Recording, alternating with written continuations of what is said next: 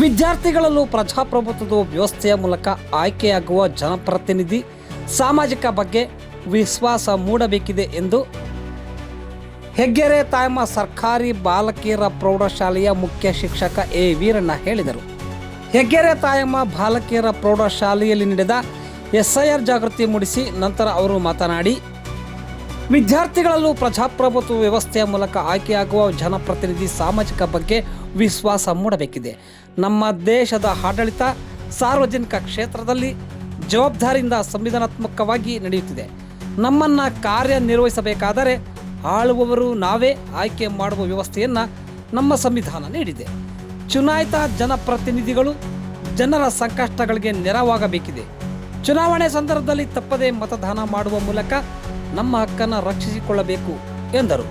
ಹಿರಿಯ ಶಿಕ್ಷಕಿ ಬಿಎಲ್ ಉಮಾ ಮಾತನಾಡಿ, ಭಾರತ ಚುನಾವಣಾ ಆಯೋಗ ಇತ್ತೀಚಿನ ದಿನಗಳಲ್ಲಿ ಎಸ್ಐಆರ್ ಮೂಲಕ ಮತದಾನ ಜಾಗೃತಿ ಅಭಿಯಾನ ನಡೆಸುತ್ತಿದೆ. ಮತದಾನದಿಂದ ಯಾರೂ ವಂಚಿತರಾಗದಂತೆ ಪ್ರಜಾಪ್ರಭುತ್ವ ವ್ಯವಸ್ಥೆಯಲ್ಲಿ ಮತದಾನದ ಪಾತ್ರ ಮಹತ್ವವುಳ್ಳದಾಗಿದೆ. ಮತದಾನ ಮಾಡಲು ನಾವೆಲ್ಲರೂ ಚುನಾವಣಾ ಆಯೋಗದ ನಿಯಮಗಳನ್ನು ಪಾಲಿಸಬೇಕಿದೆ. 18 ವರ್ಷದ ತುಂಬಿದ ಪ್ರತಿಯೊಬ್ಬರೂ ಮತದಾನದ ಹಕ್ಕನ್ನು ಪಡೆಯಬೇಕು. ಚುನಾವಣೆ ಘೋಷಣೆಯ ನಂತರ ಅಭ್ಯರ್ಥಿಯಾಗುವವರು ನಾಮಪತ್ರ ಸಲ್ಲಿಸಬೇಕು. ಯಾವ ವ್ಯಕ್ತಿ ಜನರಿಗೆ ಸೂಕ್ತವಾಗ್ತಾನೋ ಅಂತಹ ವ್ಯಕ್ತಿಯನ್ನು ಮತದಾನದ ಮೂಲಕ ಆಯ್ಕೆ ಮಾಡುತ್ತಾರೆ ಎಂದರು.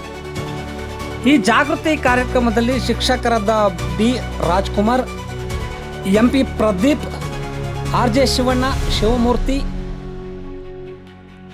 ಕುಸುಮಾವತಿ, ರಾಜಮ್ಮ, ಪೂರ್ಣಿಮಾ, ಎಸ್ ಸುಜಾತ, ಗೀತಾ, ಲಕ್ಷ್ಮಿ ಹಾಗೂ ಸುಧಾ ಸೇರಿದಂತೆ ಶಿಕ್ಷಕಿಯರು ಇದ್ದರು.